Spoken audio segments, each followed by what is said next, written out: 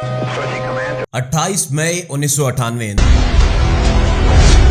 दोपहर के 3:16 बलूचिस्तान के वीरान पहाड़ अचानक लरसते हैं। चंद ही लम्हों के बाद चागी का स्याह पहाड़ सफ़ेद हो जाता है और दुनिया की 7वीं एटमी ताकत जन्म लेती है। लेकिन क्या यह सिर्फ साइंसी कामयाबी थी? हरगिज़ नहीं। इस तारीखी लम्हे के पीछे आलमी धमकियाँ, खुफिया मुलाकातें, अरबों डॉलर्स की पेशकश, पाकिस्तान के एटमी प्रोग्राम को रोकने की साजिशें और एक ऐसा फैसला मौजूद था जिसने पूरी दुनिया को हैरान कर दिया। सवाल यह है कि आखिर पाकिस्तान ने दुनिया की सबसे बड़ी ताकतों के दबाव के बावजूद एटमी धमाके कैसे किए? ये सिर्फ एक एटम बम की कहानी नहीं, बल्कि अज़्म, कुर्बानी और खामोश जिदोजहद की ऐसी दास्तां है जिसे शायद आपने पहले कभी इस अंदाज में ना सुना हो।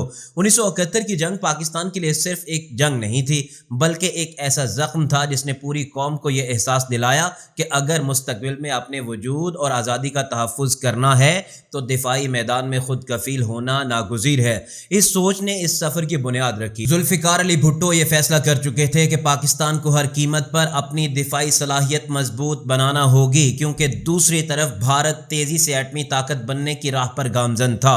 इन्हीं दिनों यूरोप से एक पाकिस्तानी साइंसदान ने एक ख़त लिखा, ऐसा ख़त जिसने पाकिस्तान की तारीख का रुख बदल दिया। इस साइंसदान का नाम था डॉक्टर अब्दुल कदीर खान। लेकिन हकीकत ये थी कि सिर्फ एक साइंसदान की वापसी से एटम बम नहीं बन सकता था। असल इम्तिहान तो अब शुरू होने वाला था। 1975 में डॉक्टर अब्दुल कदीर खान ने यूरोप की एक मारूफ न्यूक्लियर कंपनी की मुलाजमत छोड़कर पाकिस्तान वापस आने का फैसला किया। वो एक ऐसी जदीद टेक्नोलॉजी तक रसाई रखते थे जिसके बारे में दुनिया के चंद ही लोग जानते थे। भारत के एटमी तजर्बे के बाद उन्हें यकीन हो गया था कि अगर पाकिस्तान ने फौरी तौर पर कदम ना उठाया तो शायद हमेशा के लिए बहुत देर हो जाएगी। उनका पाकिस्तान वापस आना सिर्फ मुलाजमत छोड़ने का फैसला नहीं था, बल्कि पूरी ज़िंदगी एक ऐसे मिशन के लिए वक्फ करने का आज़म था जिसकी कामयाबी की कोई ज़मानत मौजूद नहीं थी। इस्लामाबाद से कुछ फासले पर पहाड़ों के दरमियान खामोशी से एक ऐसा मंसूबा शुरू हुआ जिसका नाम उस वक्त आम पाकिस्तानी शायद जानते भी नहीं थे।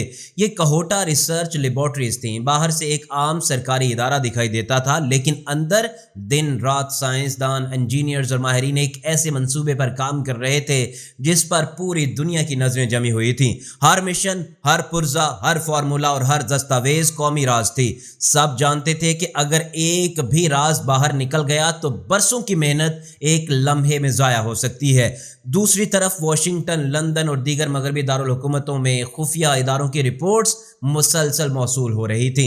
दुनिया को अंदाज़ा हो चुका था कि पाकिस्तान खामोशी से यूरेनियम अफजूदा करने की सलाहियत हासिल करने के लिए कोशिश कर रहा है। मगरबी ताकतों के लिए यह मामूली बात नहीं थी, क्योंकि अगर पाकिस्तान इस मकसद में कामयाब हो जाता तो जनूबी एशिया में ताकत का पूरा तवाज़ुन बदल सकता था। यही वो लम्हा था जहां पाकिस्तान पर आलमी दबाव बढ़ना शुरू हुआ। पाकिस्तान के लिए जदीद मशीनरी हासिल करना दिन ब दिन मुश्किल होता जा रहा था। कई ममालिक ने बरामदात रोक दी, बैंकिंग सिस्टम पर कड़ी नज़र रखी जाने लगी और सिफारती सतह पर दबाव में मुसलसल इजाफा होने लगा। मुख्तलिफ ज़राए के मुताबिक मगरबी खुफिया इदारे भी पाकिस्तान के एटमी प्रोग्राम से मुतालिक हर मुमकिन मालूमात हासिल करने की कोशिश कर रहे थे। यह सिर्फ साइंस की जंग नहीं रही थी, बल्कि मालूमात, राज और वक्त की जंग बन चुकी थी। एक मामूली गलती पूरे मंसूबे को खतरे में डाल सकती थी। कहोटा में काम करने वाले साइंसदानों और इंजीनियर्स पर बेहद दबाव था। वो ना मीडिया पर आ सकते थे, ना अपनी कामयाबियों का जिक्र कर सकते थे और ना ही अपने ख़ानदान वालों को अपने असल काम की तफसीलात बता सकते थे।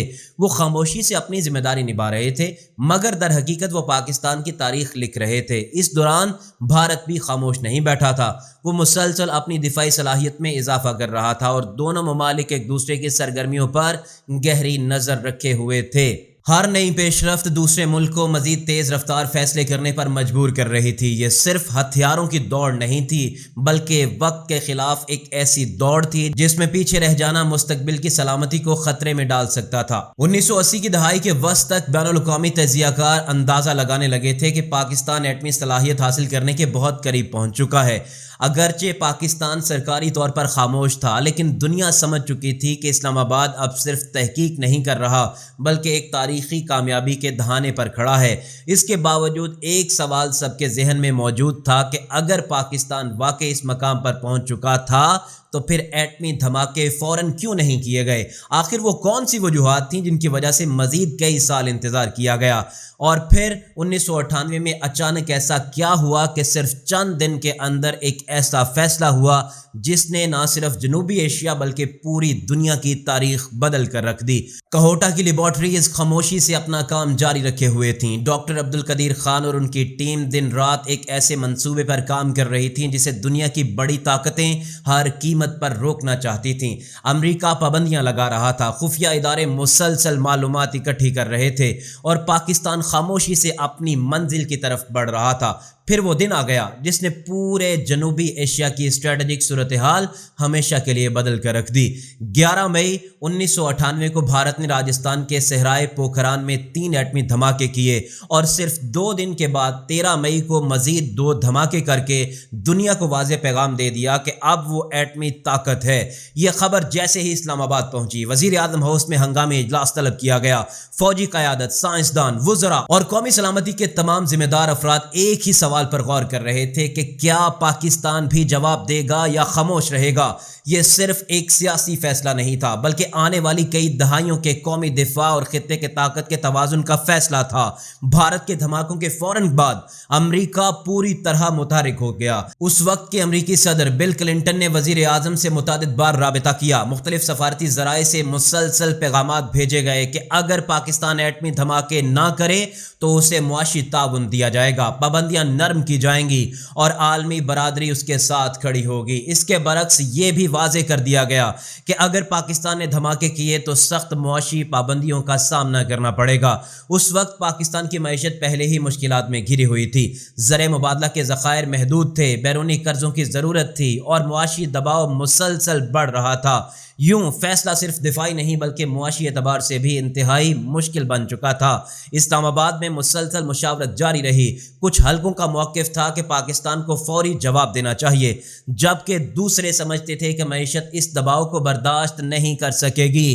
کئی گھنٹوں تک بحث و مباحثہ جاری رہا، لیکن ایک حقیقت سب کے سامنے تھی کہ اگر بھارت ایٹمی طاقت بن کر سامنے آ چکا ہے اور پاکستان خاموش رہتا ہے تو جنوبی ایشیا میں طاقت کا توازن مستقل طور پر بھارت کے حق میں جا سکتا ہے۔ یہی وہ لمحہ تھا جب تاریخ ایک نئے موڑ پر کھڑی تھی اور ہر فیصلہ آنے والی نسلوں کی تقدیر پر اثر ڈالنے والا تھا۔ اسی دوران بلوچستان کے ضلع چاغی میں راس کوہ کے پہاڑ خاموش دکھائی دیتے تھے، مگر ان کے اندر غیر معمولی سرگرمیاں جاری تھیں۔ پاکستانی سائنسدان، انجینئرز اور فوجی افسران ہر نظام کو بار بار چیک کر رہے تھے۔ یہ کوئی معمولی تجربہ نہیں تھا۔ اگر معمولی سی تکنیکی غلطی بھی ہو جاتی تو برسوں کی محنت خطرے میں پڑ سکتی تھی۔ ہر شخص جانتا تھا کہ اگلے چند لمحے پاکستان کی تاریخ بدلنے والے ہیں۔ بالآخر 28 مئی 1998 کا دن آ پہنچا۔ دوپہر کا وقت تھا، کاؤنٹ ڈاؤن شروع ہوا۔ ہر گزرتا لمحہ پوری قوم کی دھڑکن تیز کر رہا تھا۔ پھر اچانک زمین لرزی، چاغی کے پہاڑ گونج اٹھے، گرد و غبار کا ایک عظیم بادل فضا میں بلند ہوا اور چند لمحوں کے بعد پوری دنیا کو اعلان کر کے بتا دیا گیا کہ پاکستان نے کامیابی سے 5 ایٹمی دھماکے کر دیے ہیں۔ چاغی کا سیاہ پہاڑ سفید ہو چکا تھا۔ یہ صرف 5 دھماکے نہیں تھے بلکہ دنیا کے لیے ایک واضح اعلان تھا کہ پاکستان اب دنیا کی 7ویں اور اسلامی دنیا کی پہلی طاقت بن چکا ہے۔ اس اعلان کے فوراً بعد پوری دنیا میں ہلچل مچ گئی۔ واشنگٹن، لندن، پیرس، ماسکو اور بیجنگ سمیت دنیا کے بڑے بڑے دارالحکومتوں میں ہنگامی اجلاس طلب ہونے لگے۔ امریکہ، جاپان اور کئی مغربی ممالک نے پاکستان پر معاشی پابندیاں عائد کر دیں، لیکن دوسری طرف پاکستان کے گلی کوچوں میں جشن کا سما تھا۔ سڑکوں پر نکل آئے تھے لوگ، مٹھائیاں تقسیم کی گئیں، قومی پرچم لہرانے لگے اور ہر طرف ایک ہی احساس تھا کہ یہ صرف سائنسی کامیابی نہیں بلکہ قومی وقار، خود مختاری اور دفاعی خود اعتمادی کی علامت ہے۔ اگرچہ پاکستان نے دنیا کو حیران کر دیا تھا، لیکن حقیقت یہ تھی کہ اصل امتحان ابھی ختم نہیں ہوا تھا۔ ایٹمی دھماکوں کے بعد پاکستان کو شدید معاشی مشکلات کا سامنا کرنا تھا۔ عالمی دباؤ پہلے سے کہیں زیادہ بڑھنے والا تھا اور ڈاکٹر عبدالقدیر خان سمیت پورا ایٹمی پروگرام آنے والے برسوں میں بین الاقوامی توجہ اور تنازعات کا مرکز بننے والا تھا۔ یہی وہ مرحلہ تھا جہاں چاغی کی کامیابی ایک نئے باب میں داخل ہو گئی تھی۔ 28 مئی 1998 کو چاغی کے پہاڑ سفید ہو چکے تھے۔ پاکستان دنیا کی 7ویں ایٹمی طاقت بن چکا تھا۔ پورے ملک میں خوشی کی لہر دوڑ گئی، لیکن اسلام آباد میں اس جشن کے ساتھ ایک حقیقت سب کے سامنے تھی کہ کہ اصل امتحان اب شروع ہونے والا ہے۔ حکومت جانتی تھی کہ دنیا اس فیصلے کو خاموشی سے قبول نہیں کرے گی اور چند ہی گھنٹوں میں یہ خدشہ حقیقت بن گیا۔ ایٹمی دھماکوں کے فوراً بعد امریکہ نے پاکستان پر معاشی پابندیوں کا اعلان کر دیا۔ جاپان نے نئی مالی امداد روک دی۔ کئی مغربی ممالک نے اپنے ترقیاتی پروگرامز محدود کر دیے اور عالمی مالیاتی اداروں کے ساتھ مذاکرات مزید مشکل ہوتے چلے گئے۔ اس وقت پاکستان کی معیشت پہلے ہی دباؤ کا شکار تھی۔ زر مبادلہ کے ذخائر محدود تھے، قرضوں کا بوجھ بڑھ رہا تھا اور سرمایہ کار غیر یقینی کی صورتحال کی وجہ سے محتاط ہو چکے تھے۔ کئی عالمی تجزیہ کاروں نے پیش گوئی کی کہ شاید پاکستان آنے والے چند مہینوں میں شدید معاشی بحران کا شکار ہو جائے، لیکن ایک چیز ایسی تھی جس پر کسی پابندی کا اثر نہیں پڑ سکتا تھا، اور وہ تھی پاکستان کی دفاعی صلاحیت۔ 1998 سے پہلے جنوبی ایشیا میں طاقت کا توازن ایک طرف جھکتا ہوا محسوس ہوتا تھا، مگر چاغی کے بعد یہ منظرنامہ مکمل طور پر بدل گیا۔ اب دنیا کی ہر بڑی طاقت جانتی تھی کہ پاکستان کو نظر انداز کر کے خطے میں کوئی بڑا فوجی فیصلہ کرنا پہلے جیسا آسان نہیں رہا۔ اس کے بعد جب بھی خطے میں کشیدگی پیدا ہوئی، ایٹمی طاقت کا عنصر ہر عالمی تجزیے اور سفارتی حکمت عملی کا لازمی حصہ بن گیا۔ یہی وہ تبدیلی تھی جس نے پاکستان کی دفاعی پوزیشن کو ایک نئی سطح پر پہنچا دیا۔ چاغی کے بعد جس شخصیات کا سب سے زیادہ نام لیا گیا وہ ڈاکٹر عبدالقدیر خان تھے۔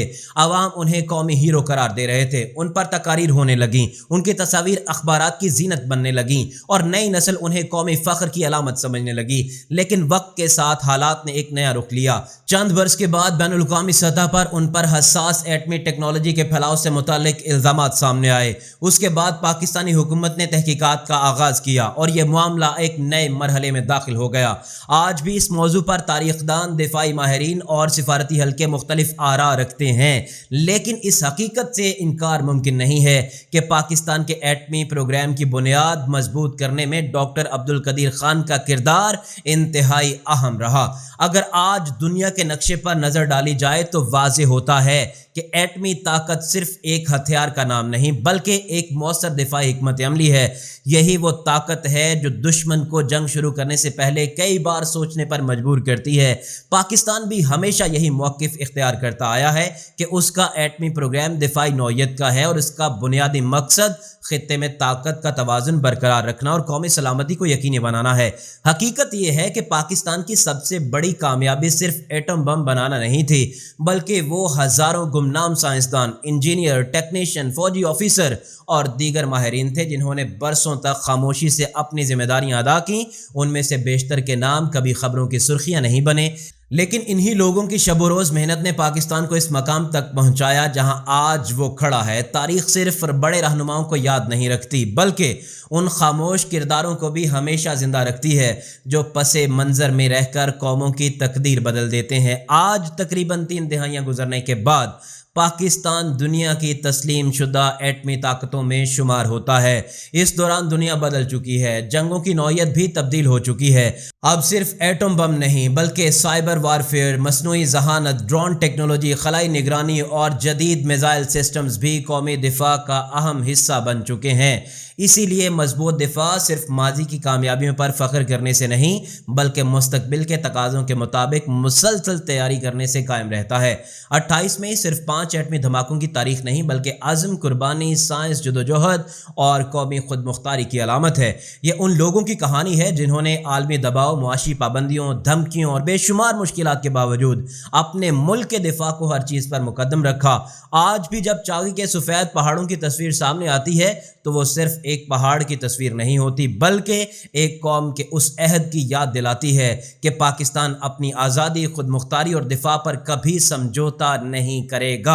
آج بھی ایک سوال اپنی جگہ پر موجود ہے کہ اگر 1972 میں وہ تاریخی فیصلہ نہ کیا جاتا، اگر پاکستانی سائنسدان ہمت ہار جاتے یا اگر پاکستانی فوجی قیادت عالمی دباؤ کے سامنے جھک جاتی تو کیا آج جنوبی ایشیا میں طاقت کا توازن یہی ہوتا؟ یہی وہ سوال ہے جو اس پوری داستان کو صرف تاریخ نہیں بلکہ مستقبل کے لیے بھی ایک اہم سبق بنا دیتا ہے۔